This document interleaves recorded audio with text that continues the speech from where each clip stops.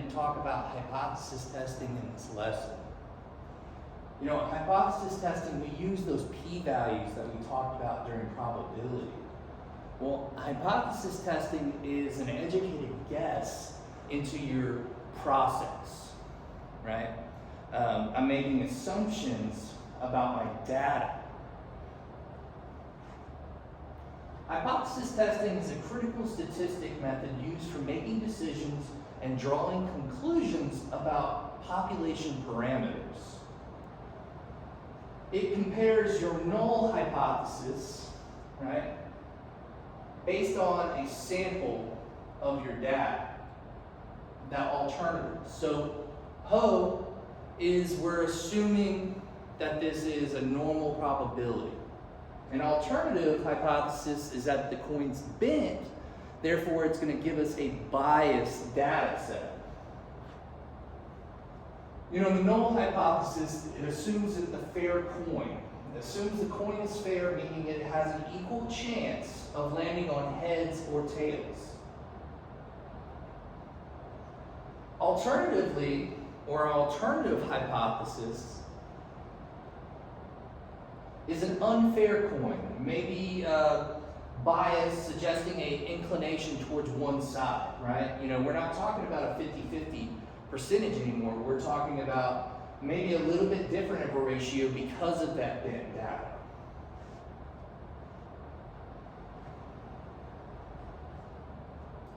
Some quick text here. When we think about hypothesis testing, you know, if your probability is lower than 5%, we're going to reject the null hypothesis. So if P is low, HO must go.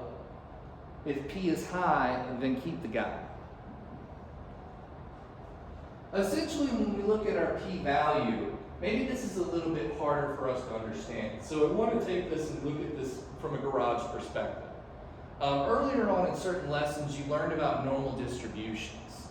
Well, in this sense, you can think of a normal distribution as your average being the center of a garage, right?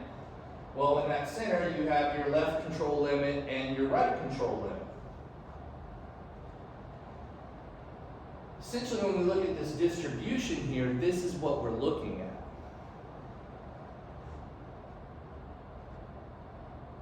When we talk about hypothesis testing, you know, we use industry sampling, right? You know, in Six Sigma, sampling products before they go out to customers is key for customer satisfaction and adhering to that voice of the customer, right?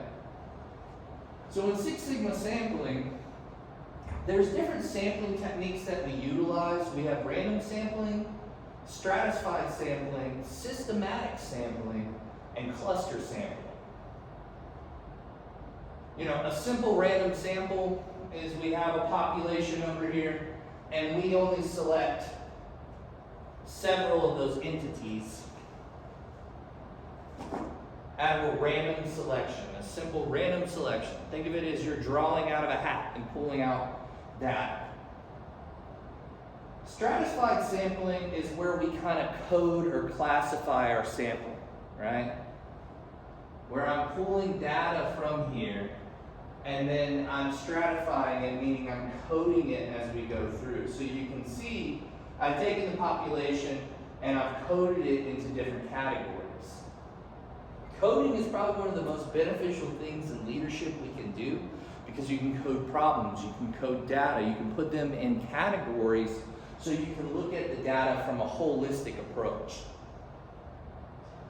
In systematic sampling, we're saying, for this example, every third person is who we're going to pick out of, right? This is going to be the data we have, this is the data we pick out of.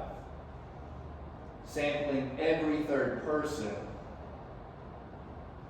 In cluster sampling, I think the easiest way to understand cluster sampling is essentially coming through and looking at your data and saying, okay, you're applying for a job at a company.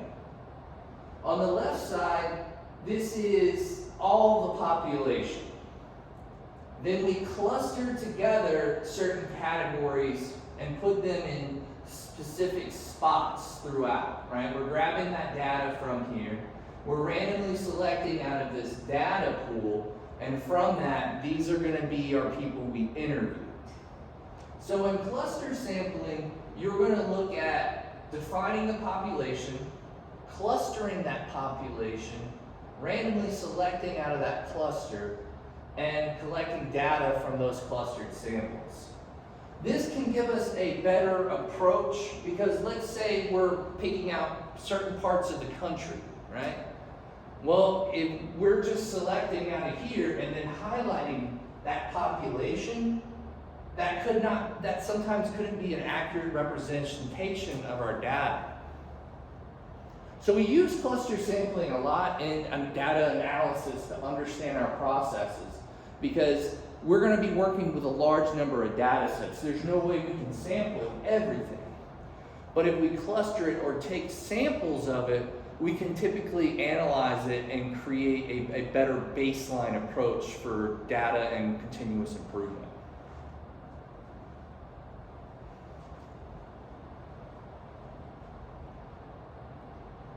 So some sampling techniques, random sampling, systematic is simple and random.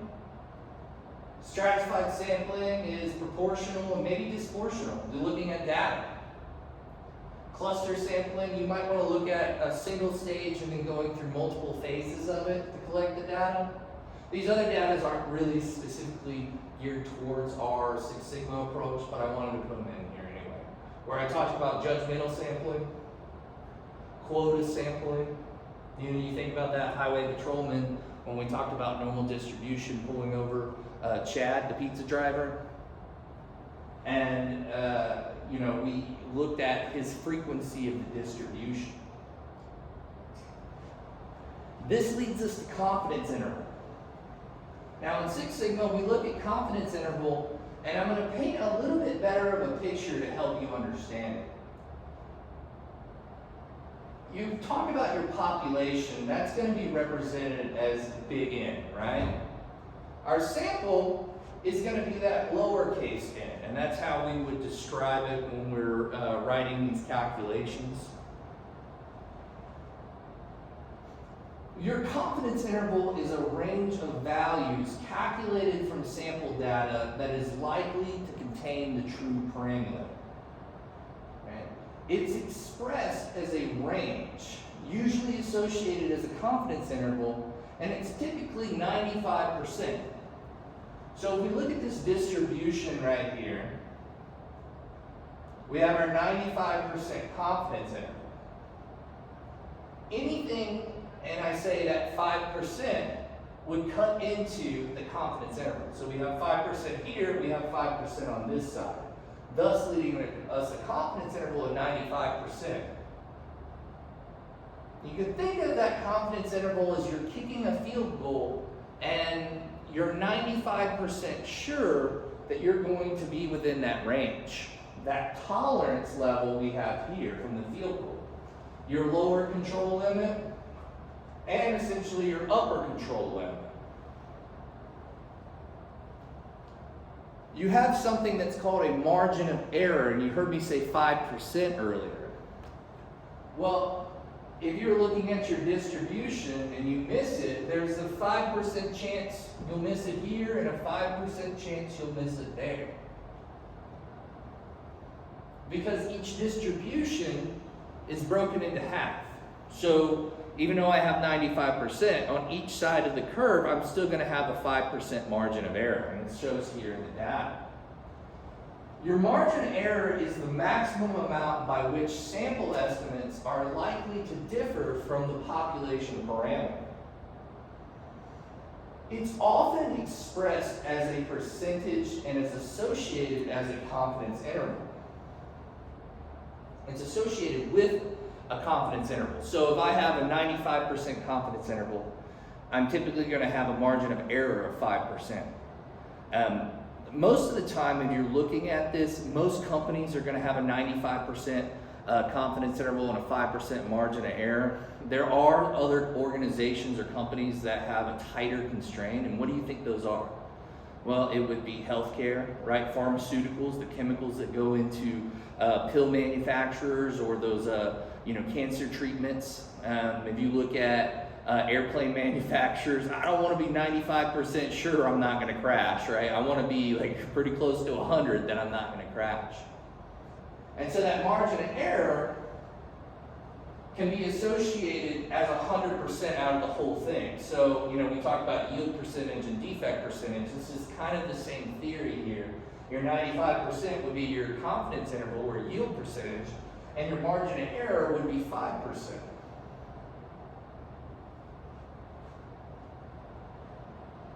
Associating that as a margin of error versus confidence interval and understanding it is going to help you going further. Now, in Black Belt, we go a little bit further into inferential statistics where we talk about t-test, ANOVA analysis, and MANOVA analysis. We can use a confidence interval to help us understand our data at a glance.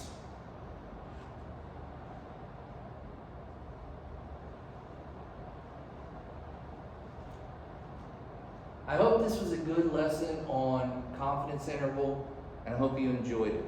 As industry professionals, in scientific studies, we are typically 95% sure of our data with 5% margin of error. Thank you.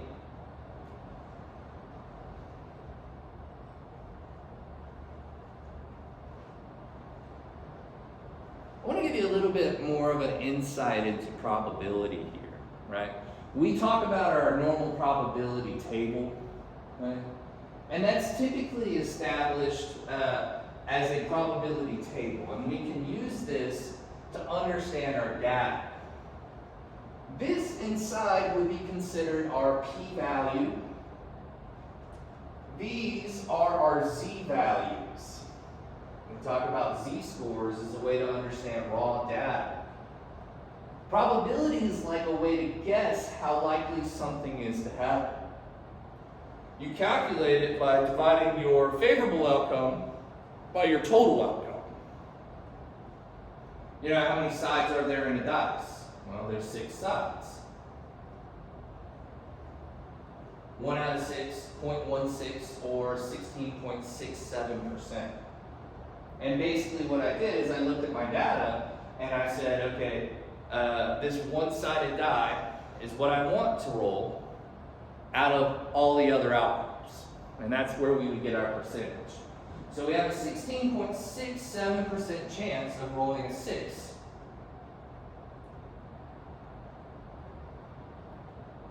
What's the probability of getting a 6 when we're rolling a 6-sided die 3 times in a row and getting that same number 6 times?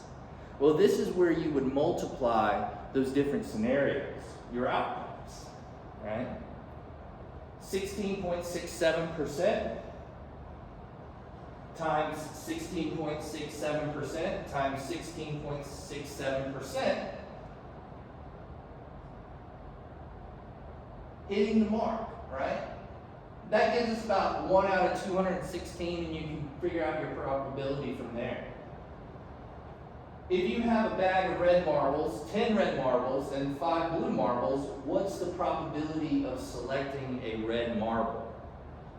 Well, again, we're going to have our favorable outcome, which is 5, and our total outcome, which is 10. So if we have our 10, which is our red marbles that we want to have, right? We want to select at least one red marble out of this whole population. We're then going to take 10 and divide it by 15, so you have a 66.67% chance of getting a red marble when you reach into this jar. Another example here is if you draw one card from a standard deck of 52 playing cards, what's the probability of getting a heart? Well, essentially, one card from a standard deck of 52 playing cards and drawing a heart. Well, there's 13 hearts in a card deck, right? 13 out of 52, that's going to equal 1/4 or 25%. Now you notice if I asked you what's the probability of not getting a heart? Well, essentially it would be 3/4 or 75%. So you have your percentage yield and you have your defect percentage here. Understanding that will be crucial in helping you understand probability. Thank you for this lesson on probability, and I hope you enjoy it.